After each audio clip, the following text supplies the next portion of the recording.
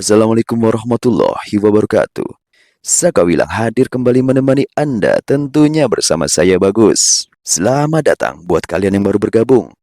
Dukung terus channel ini dengan subscribe, like, dan komen. Dan jangan lupa tekan tombol loncengnya agar kalian tak ketinggalan kisah-kisah lainnya yang akan diupload pada setiap harinya. Langsung saja kita masuk ke dalam ceritanya yang berjudul Terkena Guna-Guna Karena Terlalu Cantik.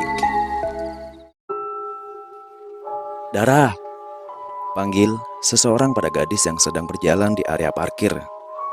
Kenapa yuk? Mau ikut nggak?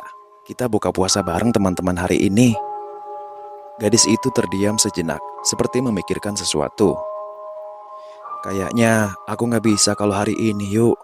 Aku sudah janji sama ibuku langsung pulang setelah kerjaanku selesai. Ujar Dara. Oh gitu, ya udah, nggak apa-apa. Ujar Ayu terlihat kecewa. Maaf ya Yu. Ayu mengangguk, bibirnya tersenyum. Lalu setelah itu ia langsung pamit untuk pulang duluan. Setelah itu, kira-kira sekitar jam 4 sore, pasar Ramadan dan warung-warung takjil berjejer di sepanjang jalan. Dara berhenti di salah satu warung takjil untuk membeli beberapa makanan. Kakak cantik mau beli apa? Tanya ibu-ibu penjualnya sambil tersenyum ramah. Ininya 3 ya bu, terus ininya 3 juga. Ujar Dara sambil menunjuk ke arah makanan yang dia inginkan. Setelah membayar, Dara pun langsung pulang. Di tengah jalan, ia melihat ada kerumunan orang di tengah jalan di arah yang berlawanan dengannya. Di sana juga, ada kendaraan roda 2 yang hancur. Ya Allah, semoga mereka baik-baik saja. Ucap Dara setelah menyadari kalau orang-orang itu berkerumun untuk melihat korban kecelakaan. Sesampainya di rumah, Dara langsung disambut ayahnya yang sedang memainkan HP di teras rumah. Assalamualaikum ayah. Waalaikumsalam. Anak gadis ayah yang cantik, gimana harimu? Dara tersenyum. Ayahnya memang sangat perhatian padanya. Mungkin karena Dara adalah anak tunggal satu-satunya yang mereka miliki. Sayangnya ibu sudah pulang. Pasti lelah kan hampir seharian di luar rumah? Mana lagi puasa? Ayo masuk dulu, istirahat. Ujar ibunya yang sengaja keluar dari dalam rumah karena mendengar suara kendaraan milik Dara. Ah ibu, enggak kok. Dara di sini dulu saja, cari angin sambil ngobrol sama ayah. Jawab Dara dengan bibir tersenyum. Ya sudah, nanti masuk ya istirahat.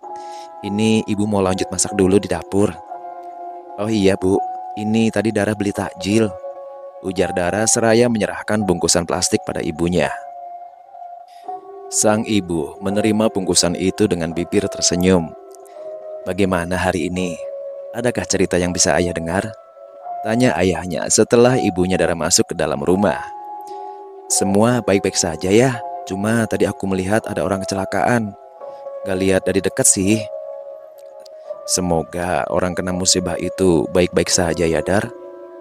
Amin ya. Kamu gak mau ikut seperti orang-orang yang ngabuburit itu Dar? Gak ya, capek. Mending aku di rumah buka puasa bareng ayah dan ibu. Mendengar jawaban putrinya itu, sang ayah langsung mengusap-usap kepala Dara. Anak pinter. Tapi kalau mau jalan-jalan boleh kok.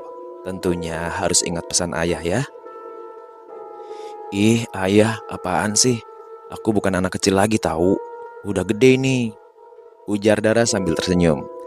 Rasanya baru kemarin sore ayah menggendongmu saat bayi, mengajakmu jalan-jalan tiap hari. Kok sekarang sudah besar ya? Dan sebentar lagi sepertinya sudah mau menikah.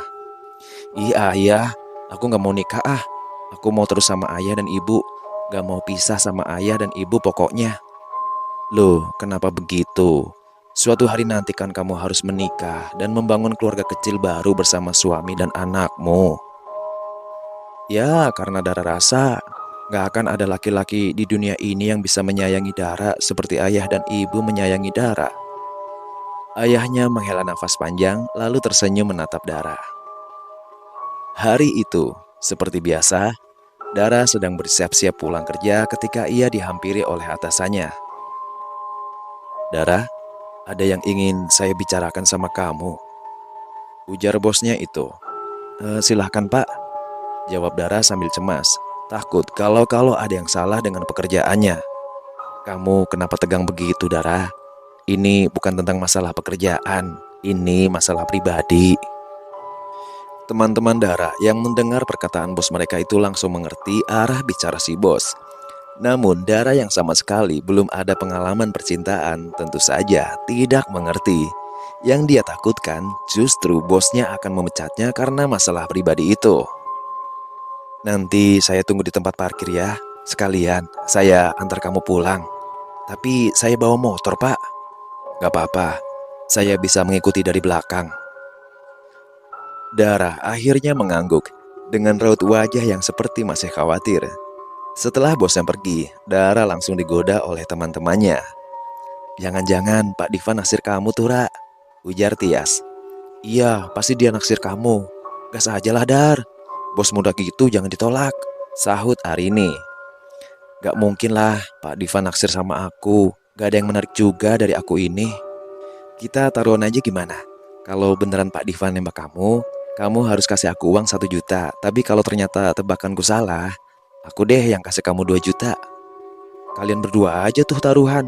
Aku gak mau ikut-ikut, ujar Dara lalu bergegas mengambil tasnya bermaksud untuk pulang. Sesampainya Dara di parkiran, ternyata Pak Divan sudah menunggunya di sana. Bapak mau bicara apa? Tanya Dara memulai percakapan. Saya rasa lebih baik kita bicarakan nanti saja, di rumahmu, di depan orang tuamu ya. Dara mengerutkan alisnya, tidak mengerti dengan apa yang Pak Divan katakan. Mau tak mau akhirnya Dara pun mengangguk mengiyakan. Lalu ia langsung mengambil motornya. Saya jalan lebih dulu ya Pak, kata Dara pada bosnya tersebut. Perasaan Dara tak karuan, yang membuat Dara hampir menabrak pemotor lainnya. Untung saja tidak terjadi kecelakaan. Sesampainya di halaman rumahnya, Dara langsung memarkirkan motornya, sementara mobil milik Pak Divan juga ikut masuk ke halaman. Kebetulan, rumah orang tua Dara tersebut tidak memiliki pagar dan halamannya juga cukup luas. Melihat adanya mobil yang ikut parkir di halamannya, membuat sang ayah yang sedang duduk santai di teras bertanya-tanya. Siapa nak? Tanya ayahnya berbisik setelah Dara salim pada ayahnya. Bos Dara ya, gak tahu kesini mau apa. Katanya mau bicara sesuatu, mungkin masalah pekerjaan. Ini ya, kenalkan bos Dara, namanya Pak Divan. Wah, suatu kehormatan untuk kami karena Pak Divan ini mau mampir kemari, ujar ayahnya Dara. Terima kasih banyak Pak sudah menyambut saya dengan baik, ucap Pak Divan tersenyum. Ayahnya Dara tersenyum lalu menatap putrinya seakan ada sesuatu. Mari, silakan masuk Pak. Pak Divan masuk ke dalam rumah mengikuti ayahnya Dara, sementara Dara berjalan di belakang Pak Divan. Mereka duduk di ruang tamu sambil mengobrol, sementara Dara masuk ke dalam kamar untuk mengganti pakaian. Saat Dara ke ruang tamu, Pak Divan, ayahnya dan juga ibunya sedang mengobrol-ngobrol santai sesekali tertawa. Maaf Pak, Bapak tadi mau bicara apa sama saya? Tanya Dara. Sini Dara, tadi Nak Divan ini sudah mengatakan semuanya pada ayah dan ibu. Kalau ayah dan ibu ya setuju-setuju saja. Tinggal gimana kamunya, ayah dan ibu akan ikut keputusanmu, ujar ayahnya pada Dara yang baru saja duduk di sebelah sang ayah. Sementara Pak Divan terlihat menundukkan kepala, tak berani menatap Dara. Maksudnya gimana ya? Keputusan apa? Tanya Dara. Ayah Dara tertawa.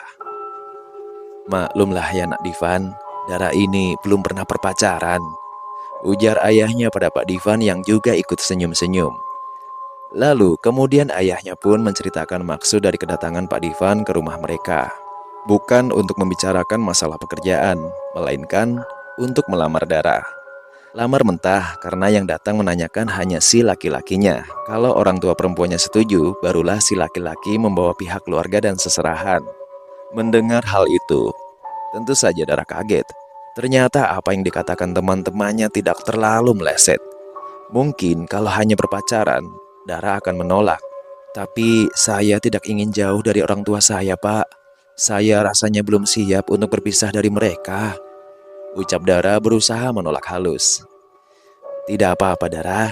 Kita bisa tinggal di sini untuk sementara waktu. Dan nanti kita bisa membeli tanah di sekitar sini. Bagaimana?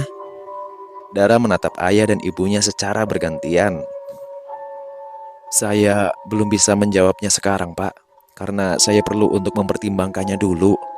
Jawab Dara akhirnya. Pak Divan mengangguk sambil tersenyum. Apapun keputusanmu, saya akan terima, Dara. Setelah buka puasa dan sholat bersama, ayah dan Pak Divan mengobrol di teras. Keduanya terlihat sangat akrab sekali. Sekitar jam 8-an, Pak Divan pamit untuk pulang.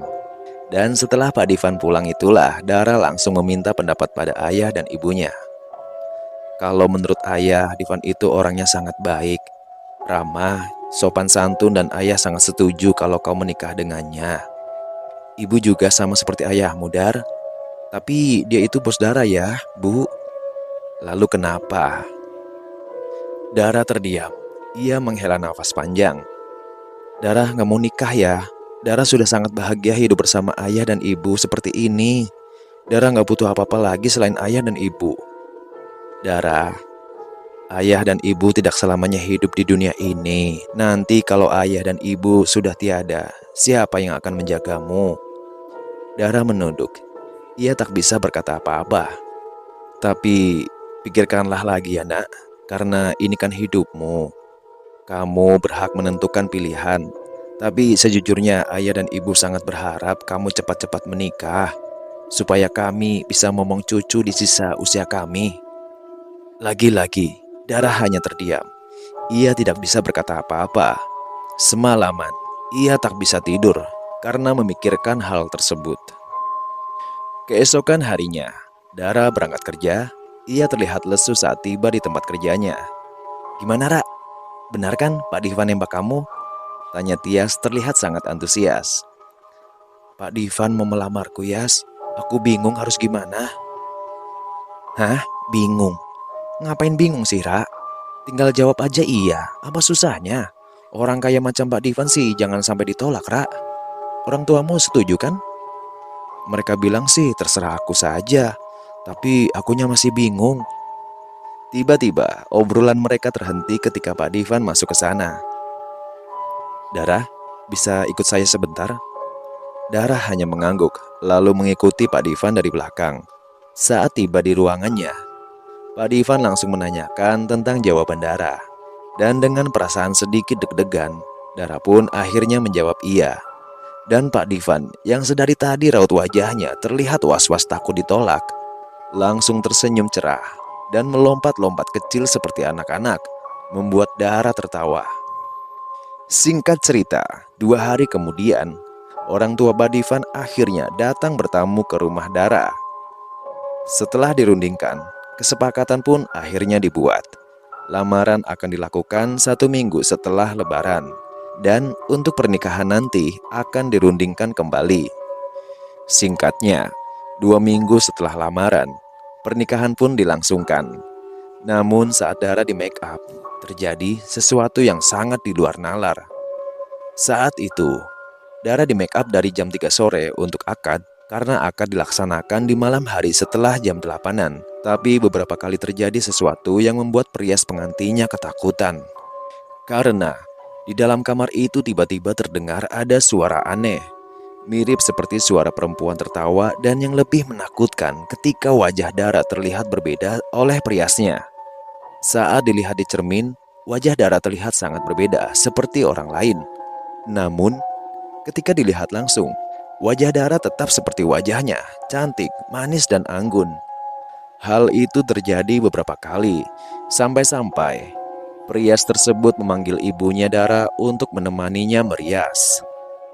Namun tiba-tiba, Dara berteriak histeris, sampai-sampai ibunya dan juga perias pengantin tersebut kaget dan panik. Dara terus berteriak hingga membuat orang-orang di luar kamar tersebut berdatangan. Ada apa ini? Tanya ayahnya Dara, berusaha untuk masuk ke dalam kamar melewati orang-orang yang bergerombol di depan pintu. Ibunya Dara maupun si Prias pengantin tak ada yang menjawab. Mereka sangat-sangat panik sekali. Bagaimana tidak, karena calon pengantin perempuan mendadak seperti itu.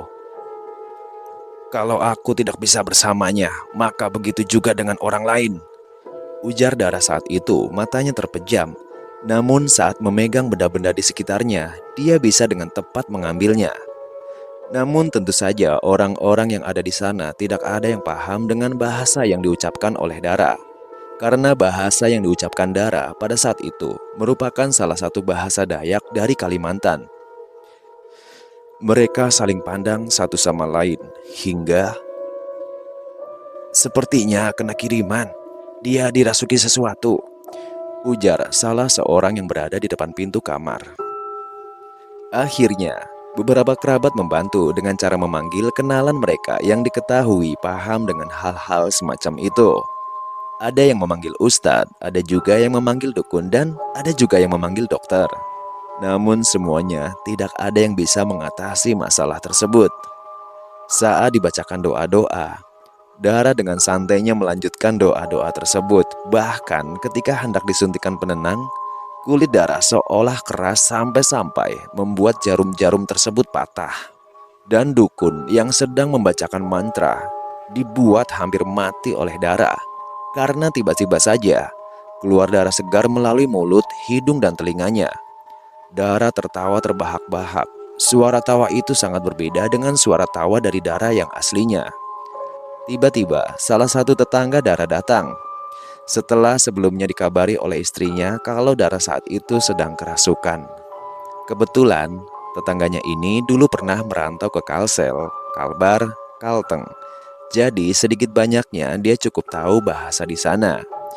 Namun begitu mendengar bahasa yang diucapkan Dara, dia juga tidak mengerti. Karena rupanya bahasa itu bukanlah bahasa yang berasal dari Kalteng, Kalsel maupun Kalbar. Akhirnya ia menelpon temannya yang orang Kalimantan untuk menanyakan bahasa dari daerah mana itu. Dan setelah temannya itu mendengar bahasa yang diucapkan Dara, barulah ketahuan kalau bahasa tersebut berasal dari Kalimantan bagian ini.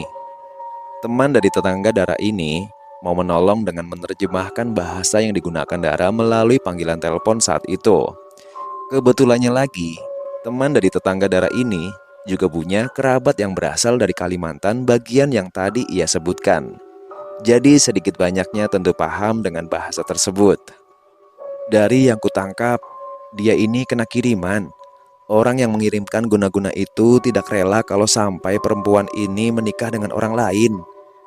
Lalu bagaimana caranya untuk melepaskan tetanggaku ini dari guna-guna itu? Kurasa bawa saja dia ke Kalimantan. Bawa ke salah satu dukun di sini karena cuma orang sini yang bisa mencabutnya. Tapi posisinya tetanggaku ini nanti malam jam 8 itu akad nikah. Apa tidak ada cara lain? Kalau begitu, coba saja kau panggilkan dukun atau siapapun yang biasanya dipakai untuk mengobati orang kena guna-guna di situ. Dukun sudah, ustadz pun sudah, bahkan dokter pun sudah dipanggil. Tapi tidak ada yang berhasil, ujar ayahnya Dara menyela obrolan tetangganya tersebut. Berarti memang harus dibawa ke tanah Kalimantan. Ayah dan ibunya Dara saling berpandangan. Mereka menatap Dara yang masih dipegangi oleh beberapa kerabat mereka. Mereka harus cepat memutar otak dalam keadaan seperti itu. Karena rasanya membawa Dara ke Kalimantan terasa sangat mustahil. Sebab jika itu dilakukan bisa saja Dara melakukan sesuatu yang tidak diinginkan saat berada di pesawat. Dan bahkan mungkin mereka tidak akan diperbolehkan untuk mengikuti penerbangan dengan kondisi Dara yang seperti itu. Telepon Divan sekarang, ujar ayahnya Dara pada istrinya. Sekitar 30 menitan setelah ditelepon, Divan datang bersama orang tuanya. Mereka yang melihat keadaan Dara seperti itu tidak bisa berkata apa-apa. Apalagi setelah ayah Dara menceritakan tentang obrolan tetangganya bersama teman dari Kalimantannya tadi. Kalau memang harus seperti itu, kita bawa saja Dara ke Kalimantan, ujar Divan. Tapi nak, dengan keadaan Dara yang seperti ini rasanya tidak memungkinkan kita bisa membawanya. Begini saja Pak, kami punya guru spiritual. Mungkin beliau bisa membantu Dara setidaknya supaya lebih tenang dan kita bisa membawanya dengan mudah, ujar ayahnya Divan. Dan setelah berkata seperti itu, ayahnya Divan langsung menelepon seseorang di luar kamar. Sekitar setengah jam lebih, akhirnya ayah Divan kembali masuk ke dalam kamar bersama seseorang. Orang itu memakai pakaian hitam, wajahnya pun tidak ada senyum sama sekali. Dan tanpa babi bu lagi, orang itu langsung mendekat ke arah Dara yang tertawa melihat kedatangannya. "Pegang yang erat," ujar orang tersebut pada kerabat Dara yang memang sedari tadi memegangi kaki dan tangan Dara. Setelah berkata seperti itu, ia langsung mengeluarkan semacam batu dan kemudian menempelkan batu itu ke atas ubun-ubun Dara. Tiba-tiba, Dara berteriak kesakitan. Lalu tubuhnya yang seperti dikendalikan sesuatu mendadak terkulai lemah tak berdaya. "Kalau kalian ingin membawanya ke Kalimantan, bawa saja. Karena aku tidak sanggup untuk mengobatinya. Aku hanya bisa meredam atau melemahkan sosok yang merasukinya itu untuk sementara saja. Dan bawa serta batu ini. Usahakan jangan sampai lepas dari tubuhnya," ujar orang itu. "Bagaimana cara kita membawa Dara ke Kalimantan, Van? Kami belum pernah seumur-umur ke sana," ujar ayahnya Dara. "Kita naik kapal saja, biar lebih nyaman, walaupun agak sedikit lama perjalanannya. Tapi setidaknya kita bisa mengawasi Dara dengan tenang," ujar Divan yang langsung disetujui oleh ayahnya Dara. Pernikahan ditunda, dan setelah pihak keluarga Divan maupun keluarga Dara menjelaskan pada orang-orang yang hadir, mereka pun memutuskan untuk langsung berangkat ke Kalimantan. Tetangga Dara pun juga dibawa serta, karena dialah yang punya kenalan orang sana. Perjalanan dimulai. Selama perjalanan, Dara hanya tidur, dan Divan selalu setia di sampingnya. Singkat cerita, akhirnya mereka pun tiba di tempat tujuan, yaitu Pulau Kalimantan. "Maaf, aku datang terlambat," ujar seorang laki-laki yang masih mengenakan pakaian kerja dengan menaiki sebuah motor saat menghampiri tetangga Dara yang memang sedari tadi menunggu di luar mobil. "Iya, nggak apa-apa. Baik, mari kita ke rumahku," ujarnya. Mobil yang membawa Dara melaju mengikuti orang itu. Setelah keluar dari jalan besar, mereka memasuki jalanan desa yang di kiri kanannya banyak berjejer rumah-rumah warga. Tidak berapa lama, motor yang dikendarai orang tadi melambat dan kemudian memasuki sebuah halaman yang tidak begitu luas, sehingga mobil tidak bisa masuk, yang kemudian disuruh parkir di depan jalan masuk halaman. Setelah dipersilahkan masuk ke rumah oleh orang itu, Divan lantas menggendong Dara, sementara orang tua Dara mengikuti dari belakang. Mereka benar-benar segan saat memasuki rumah tersebut. Beberapa koleksi mandau dengan berbagai macam ukiran pada kumpang dan hulunya terlihat dipajang di dinding rumah itu. "Silahkan, ini baringkan saja di sini," ujar orang itu sambil menunjuk pada kasur yang sepertinya sudah disiapkan sejak awal.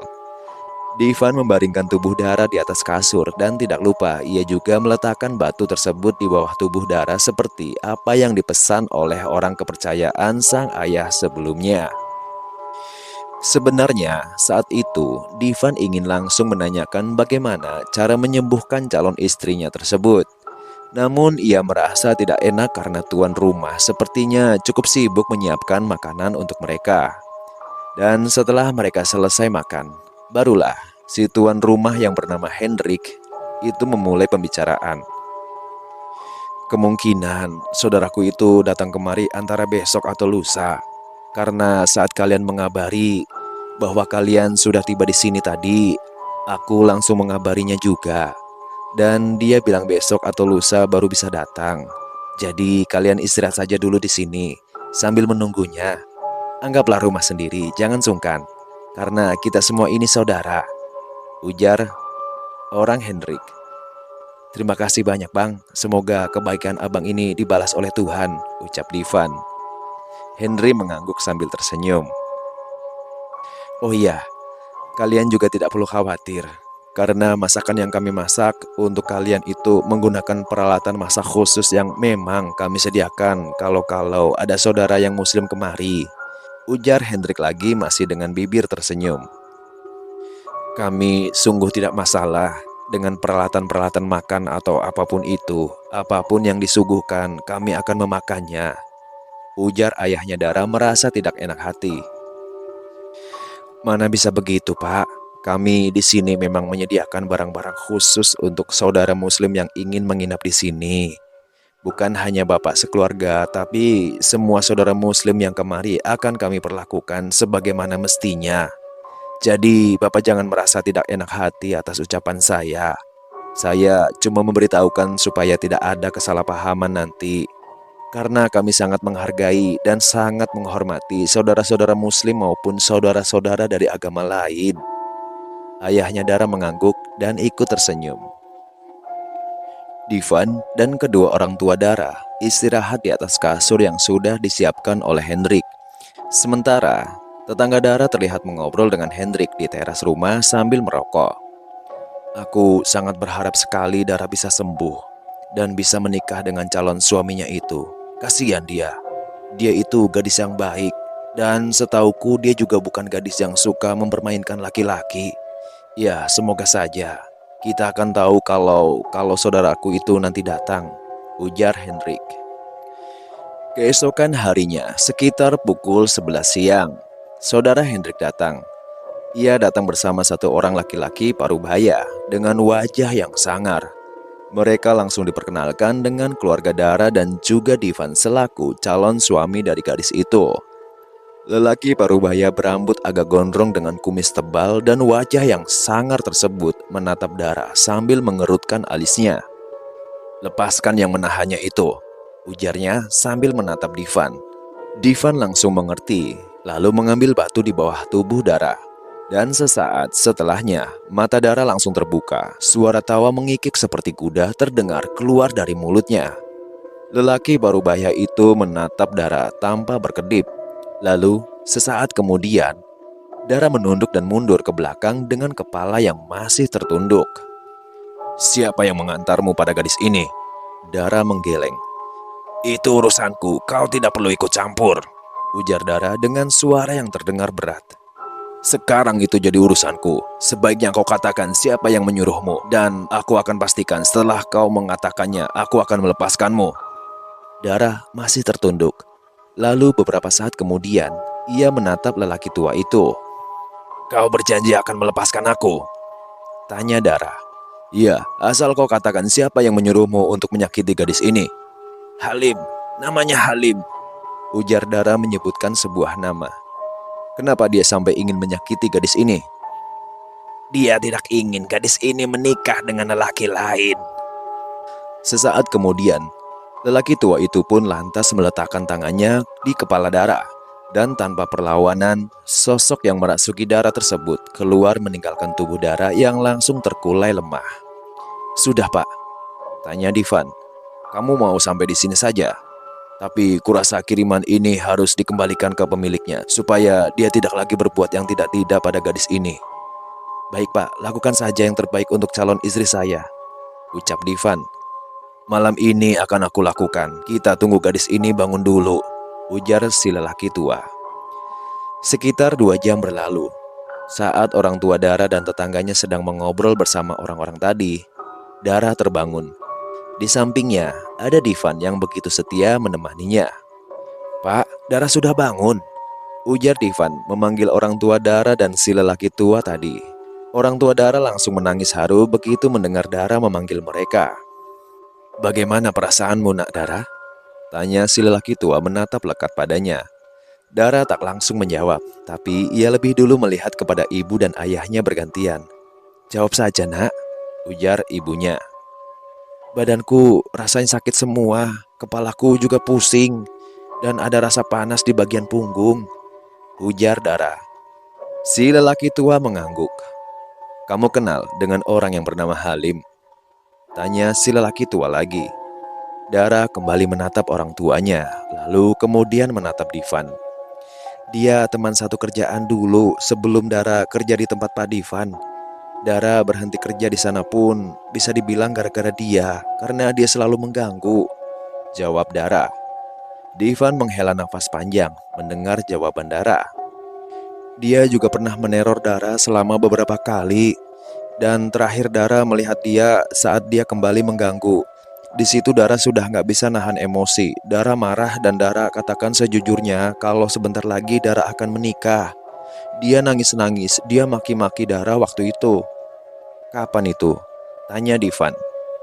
Kan ada waktu itu, aku bilang mau pergi beli sepatu. Kenapa kamu nggak cerita? Karena aku rasa masih bisa ngatasin sendiri. Malam itu, semua lampu di dalam rumah tersebut dimatikan dan hanya penerangan dari lampu minyak yang dibiarkan menyala. Bau dupa dan kemenyan yang dibakar memenuhi seluruh ruangan. Dara sendiri tak berani melepaskan pegangan tangannya dari Divan yang masih setia di sampingnya saat itu. Si lelaki tua mulai merapalkan mantra yang tidak diketahui maknanya. Mantra itu diucapkan dalam bahasa Dayak. Seiring dengan mantra yang diucap, angin dingin mulai terasa di sekeliling mereka. Padahal sebelumnya suasana masih sangat hangat. Tiba-tiba udara dingin itu berubah mencekam. Ditambah bau-bau busuk dan gosong mulai tercium silih berganti. Dara memejamkan matanya. Tangannya masih mencengkram tangan Divan. "Gak apa-apa, aku ada di sini bersamamu," bisik Divan pada Dara. Suara mantra itu tiba-tiba terhenti. Suasana mendadak hening. Terdengar suara langkah mendekat Dara dan Divan yang membuat gadis itu ketakutan. Kepala Dara diusap dan dari bekas usapan itu terasa sangat panas. Tidak lama, suara mantra tadi kembali terdengar. Malam semakin larut. Ritual malam itu diakhiri dengan raut wajah puas dari si lelaki tua. Semuanya sudah kutuntaskan. Pengirim guna-guna itu akan merasakan akibatnya, ujar si lelaki tua. Divan dan Dara menghela nafas lega. Begitupun juga dengan orang tua Dara. "Jadi sekarang Dara sudah tidak apa-apa kan Pak kalau dibawa pulang?" tanya ayahnya Dara. "Tidak apa-apa. Syukurlah kalau begitu." 2 hari kemudian, mereka pun memutuskan untuk pulang. Tapi meskipun sudah pulang, mereka tetap menjaga komunikasi dengan si lelaki tua yang sudah membantu mereka, terutama Dara. Dan singkat cerita, sekitar hampir 2 minggu, pernikahan pun kembali diatur. Dan kini semuanya berjalan dengan lancar.